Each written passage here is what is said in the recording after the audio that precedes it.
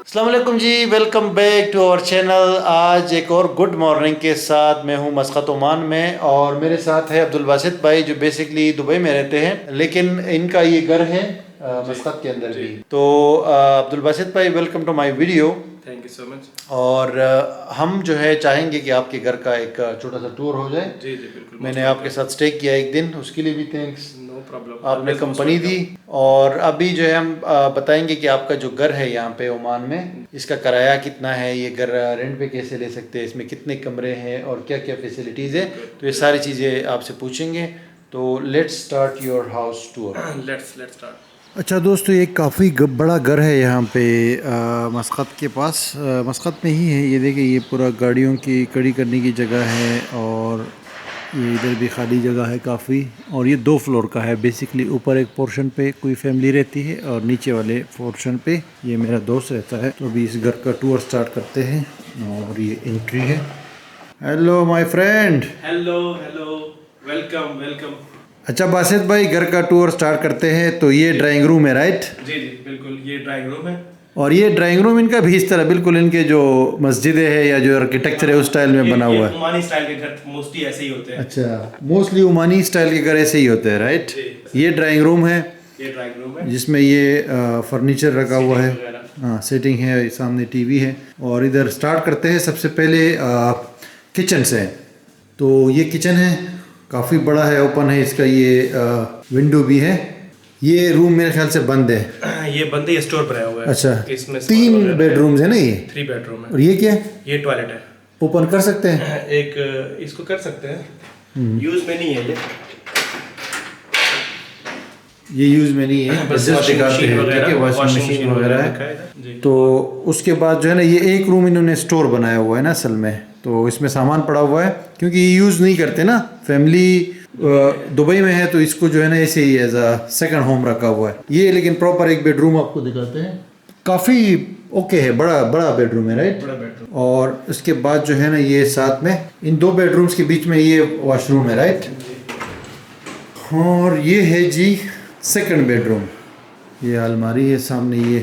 तो ये मुझे बताया कि यार यहाँ पे इसका किराया आपने 200 ओमानी रियाल बताया है, जो पाकिस्तानी तकरीबन 1,40,000 बनता है तकरीबन। तो इसका, आप दुबई में रहते हैं ना, अलैन में रहते हैं, लेकिन दुबई का भी आपको आइडिया है, तो कितना फ़र्क है यहाँ पे और वहाँ पे रेंट में? यहाँ पे दुबई की निस्बत या अलैन की निस्बत यहाँ पे घर एक तो बड़े बड़े हैं और प्राइस जो है उनकी निस्बत बहुत कम है। अगर यहाँ सेम ऐसा घर मैं वहाँ पे लूँगा तकरीबन मोर देन 4,000 दिरहम यानी 400 रियाल ओमानी मुझे वहाँ पे यानी डबल प्राइस और घर भी छोटा होगा। घर भी छोटा होगा। अच्छा, तो इसके साथ ये जो बिजली और पानी वगैरह का बिल है ये कैसे? इसका सेपरेट है। इसका तकरीबन समझ लें, क्योंकि हम लोग ज़्यादा यहाँ नहीं रहते हैं, महीने में 15 दिन रहते हैं, तो इसका तकरीबन 100-150 दिरहम या ओमानी कह लें 10 से 15 रियाल आता है, इससे ऊपर नहीं आता है। और पाकिस्तानी कितने? पाकिस्तान का कह लेंगे 7,000 7-8 हज़ार यानी। अच्छा, तो यहाँ पे घर लेने का तरीका क्या है? अगर कोई रेंट पे घर लेना चाहता है ना मस्कत के अंदर या ओमान के अंदर, तो क्या तरीका होता है? क्या क्या रिक्वायरमेंट्स क्या है? एक तो मोस्टली यहाँ पे ऑफिस बने हुए हैं, हर बिल्डिंग के बाहर उनका नंबर भी होता है। आपको सिर्फ पासपोर्ट चाहिए या वीज़ा चाहिए, क्या है? पासपोर्ट या आईडी। अगर यहाँ पे आप विजिट पे हो तो आपको वीज़ा शो करना पड़ेगा। आप तो घर कैसे ले देंगे आपको? वीज़ा तो 15 दिन का होता है या 30 दिन का, तो 1 साल का कैसे देंगे? जैसे अभी मैं पहले एज ए विजिटर यहाँ पे आता था, पर मेरा क्योंकि आना जाना हमेशा रहता है तो मैं घर ले सकता हूँ। अभी टूरिस्ट पर्सन आएगा 10-15 दिन के लिए, वो तो नहीं ले सकता है। साल का कह रहा हूँ ना। हाँ, अच्छा, फिर ये कितना एडवांस कितना देना पड़ता है? इसका एडवांस डिपेंड करता है, कोई जो है वो 2 मंथ का लेते हैं, कोई 1 मंथ का लेते हैं, कोई नहीं भी लेते हैं। अच्छा। और किराया बढ़ता है यहाँ पे नहीं या नहीं? ज्यादा नहीं बढ़ता है। अच्छा, ज्यादा सालाना किराया नहीं बढ़ता? नहीं बढ़ाते हैं। ओमान में जैसे दुबई में 5% बढ़ाते हैं, 10% बढ़ाते हैं, यहाँ पे ऐसा नहीं है। यहाँ पे कोई ऑनर के ऊपर है, अगर वो बढ़ाएगा तो 5% है। अच्छा, उसके ऊपर नहीं बढ़ाएगा। मोस्टली यहाँ पे नहीं बढ़ाते हैं। और आपने कहा कि घर अगर किसी को रेंट पे लेना है तो बाहर एजेंसियों पे नंबर लिखा होता है? जी। इवन के बाहर जितने भी बिल्डिंग हैं उनके ऊपर भी नंबर होता है, उनका ऑफिस का नंबर लिखा होता है, आप उनसे कांटेक्ट कर लेते हो, या आप किसी को जानते हो वो भी आपको दिला देगा। अच्छा। जानते हैं ऐसा भी। तो ये जो घर, ये वाली सोसाइटी है ना एक किस्म से, जी।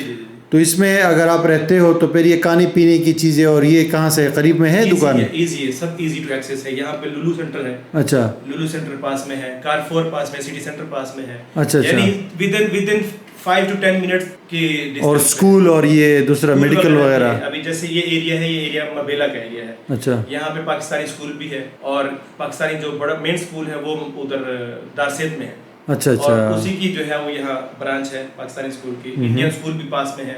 यानी एवरीथिंग इज अवेलेबल। सही। जी, thank you so much, thank you so much जी। ये है घर, आप लोग देख सकते हैं।